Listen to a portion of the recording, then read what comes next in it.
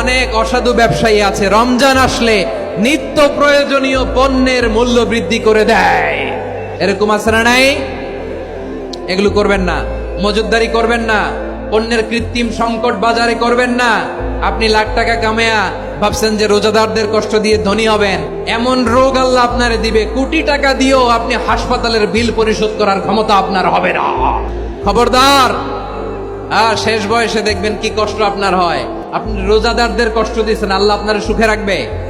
আল্লাহর দোহাই লাগে আমার ব্যবসায়ী ভাইরা এটা করবেন না। আরব বিশ্বে আমরা দেখেছি, আরব বিশ্বের ব্যবসায়ীরা সারা বছরে ব্যবসা করে, রমজানে ভর্তুকি দেয়। আর আমার দেশের কিছু অসাধু ব্যবসায়ী রমজানে গলাকাটা ব্যবসা করে আর সারা বছর সইটার উপর দিয়ে চলে। চিল্লায় বলেন ঠিক কিনা? করবেন না, এটা করবেন না। নিত্য প্রয়োজনীয় পণ্যের মূল্য বৃদ্ধি করা হারাম, পণ্যের কৃত্রিম সংকট তৈরি করা হারাম, মজুতদারি করা হারাম, রোজাদারদেরকে কষ্ট দেয়া হারাম। এটা করবেন না।